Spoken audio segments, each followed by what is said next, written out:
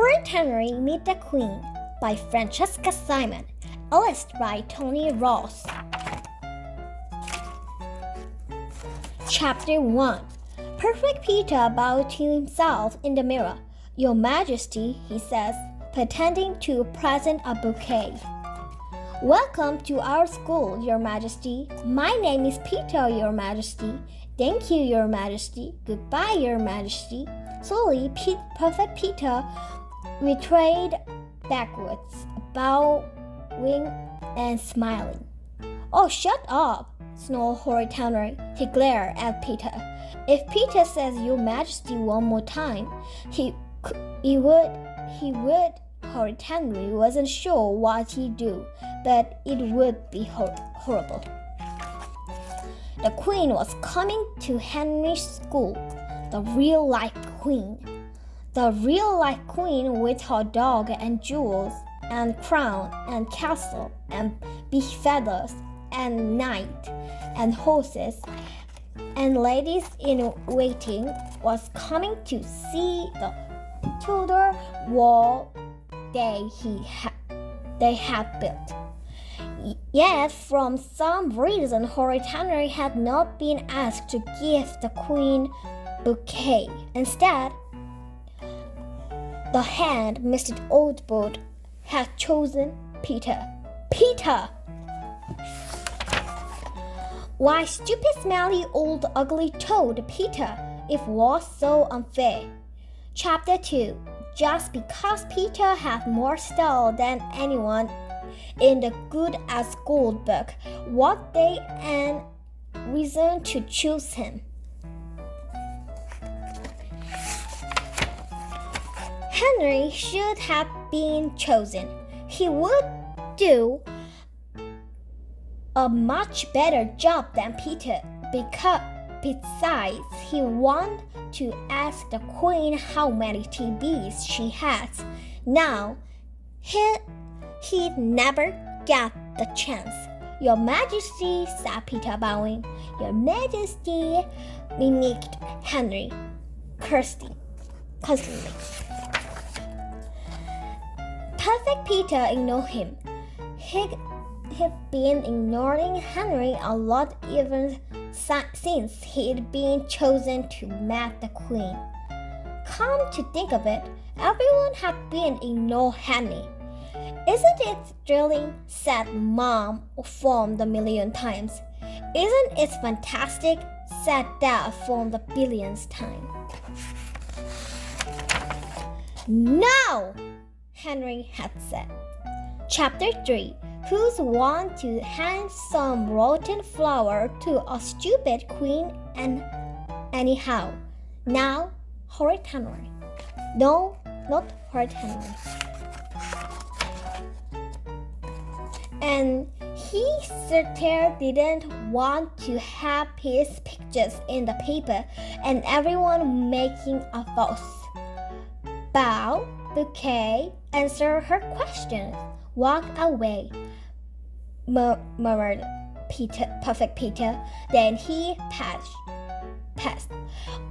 Or is it bouquet bow? Horrid Henry had just about enough of Peter showing off. You're doing it all wrong, said Henry. No, I'm not, said Peter. Yes, you are, said Henry. You're supposed to hold the bouquet up to her nose so she have a sniff before you give it to her. Perfect Peter passed. No, I'm not, said Peter. Horrid Henry shook his head sadly. I think we better practice, he says. Pretend I'm the Queen. He picked up Peter's shining silver crown, covered in full jewels, and put it on his head.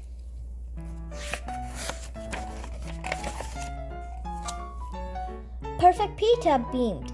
He'd been begging Henry to practice with him all morning. Ask me a question the Queen would ask, said Peter. Horrid Henry constated. Why are you so smelly, little boy? Said the Queen, holding her nose. The Queen would ask that, gasped Perfect Peter. Yes, would. She would, said Henry. Wouldn't, would. And I'm not smelly. Horrid Henry waved his hand in front of his face. Pooh, said the Queen. Take this smelly boy to the tower. Stop it, Henry, said Peter. Ask me a real question like my name or what years I am. Why are you so ugly? Said the Queen. Mom! wailed Peter. Henry called me ugly and smelly. Don't be horrid, Henry, said Mom. Chapter 4. Do you want me to practice with you or don't you? Hissed Henry. Well, practice, sniffed Peter. Well, go on then, said Henry. Perfect Peter walked up to Henry and bowed. Wrong, said Henry. You don't bow to the Queen. You curtsy. Curtsy, said Peter. Mrs. Audubon hasn't said anything about curtsying, but I'm a boy. The law was changed, said Henry. Everyone curtsy now. Peter hesitated. Are you sure? asked Peter. Yes, said Henry. And why, when you met the Queen, you put your thumb on your nose and wiggle your fingers like this. Horrid Henry coaxed on Snook. Perfect Peter gasped. Mrs. Audubon had said anything about thumbs on nose. But that's rude, said Perfect Peter. Not to the Queen, said Horrid Henry. You can't just say hi to the Queen like she's a person. She's the Queen. There are special rules. If you get it wrong, she can chop off your head. Chop off his head? Mrs. Audubon hasn't said anything about chop off heads. That's not true, said Peter. Yes, is it? said Henry. Isn't Horrid Henry sighed. If you get it wrong, you're being locked up in the tower, he says.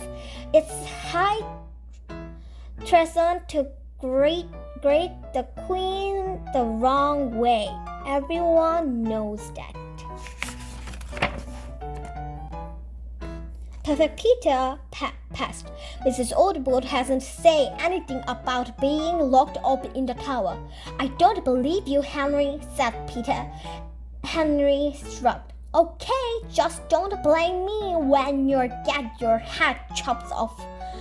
Come to think of it, thought Peter, there were a lot of head chopping when people met King and Queen.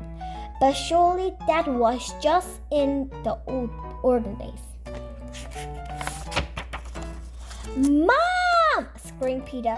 Mom ran into the room. Henry said I had to curtsy to the Queen. Well, Peter, and that I get me head chopped off is I got it wrong. Mom glared at Henry. How could you be so horrid, Henry? said Mom. Go to your room. Fine, screeched Horrid Henry.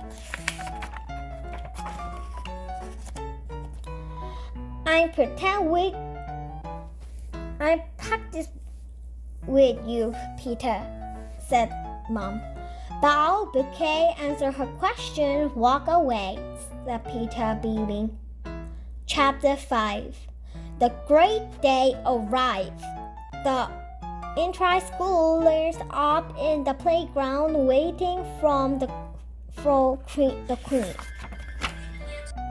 Perfect Peter, dressed in his best party clothes, stood with Mrs. Audubon by the gate. A large black car pulled up in front of the school. There she is! Shrieked the children. Horrid Henry was furious. Miss Battleaxe had made him stand in the very last row, so far away from the queen as he could be. How on earth could he find out she had 300 TB standing way back here? Anyone who would think Mrs. Battleaxe wanted to keep him away from the queen on purpose, thought Henry, scolding. Perfect Peter waited, clutching an enormous bouquet of flowers. His big moment was here. Bow, bouquet, answer her question, walk away. Bow, bouquet, answer her questions, walk away, mumbled Peter. Don't worry, Peter, you've been perfect, whispered Mrs. Audubon, urging him forward. Horrid Henry pushed and shoved to get a closer view. Yes, there was his stupid brother looking like a worm. Perfect Peter walked slowly toward the queen. Bow, bouquet, answer a question. Walk away, he mumbled. Suddenly, that didn't sound right. Was it bow, bouquet, or bouquet, bow? The queen looked down at Peter. Peter looked up at the queen. Your Majesty, he says. Now what was he supposed to do next? Chapter 6. Peter's heart began to pound. His mind was blank. Peter bowed. The bouquet smacked him in the face. Ow! Yelled Peter. What does he practice? Ah, yes. Now he remembered. Peter crushed it. Then he cooked a snook. Mrs. Audubon gasped. Oh no! What had been done wrong? Ah! The bouquet. It was still in his hand. Quickly, Peter thrust it at the queen. Smack! The flower hit her in the face. How lovely, said the queen. Wow, wailed Peter. Don't chop off my head.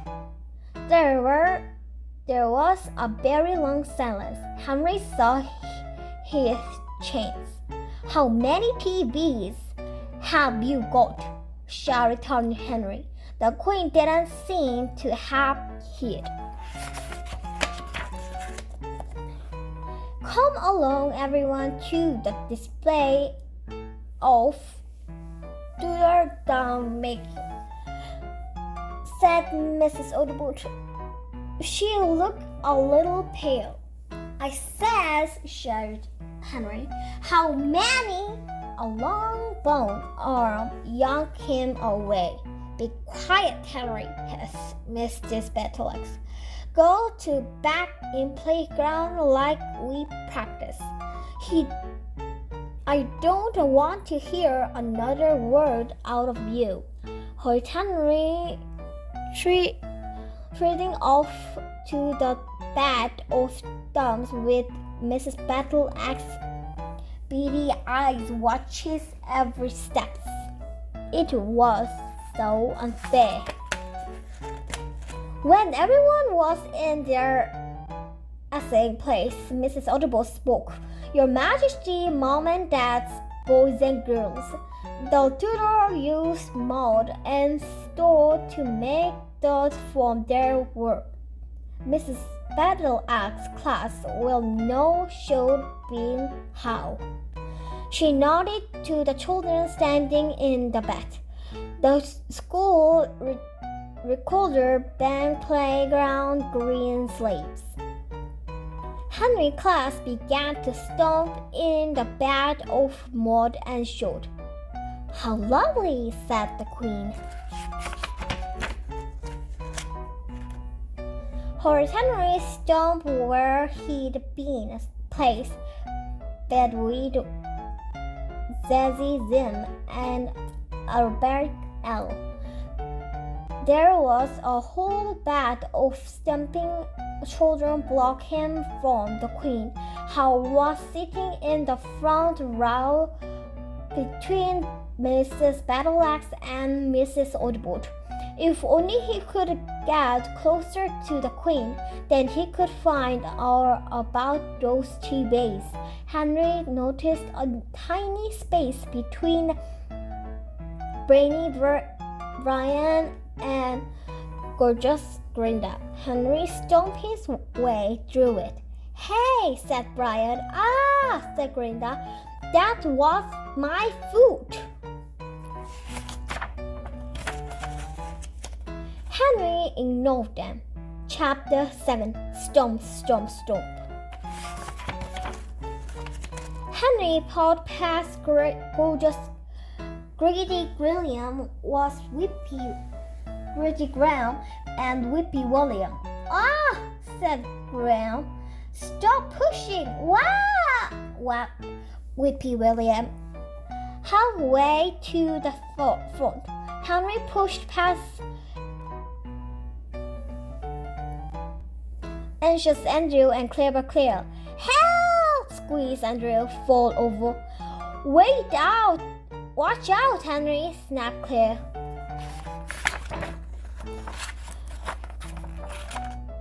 Almost there, just Moody Margaret and Jolly George stood his way. Margaret stomped, George stomped, Henry tripped the dog till he stood right behind Margaret. Splosh, splash, splish, splosh. Stop stomping on my bed, hissed Moody Margaret. Stop stomp on my bed, said Horrid Henry. I was here first, said Margaret. No, you wasn't, said Henry. Now get out of my way. Make me, said Moody Margaret. Henry stomped harder. Splinch, splinch, splinch. Margaret stomped harder. Stomp, stomp, stomp. Rudolph Ralph pushed forward. So did Dizzy Dick. Stomp, stomp, stomp. Sour Susan pushed forward. So did Kung Fu Kate. Stomp, stomp, stomp, stomp. The tide wave of moss flew out of the bed. Splat! Mrs. Battleaxe was covered. Splat! Mrs. Audibert was covered. Splat! The Queen was covered. Oops, says Horrid Henry. Mrs. Audibert fainted. How lovely, mumbled the Queen. The end.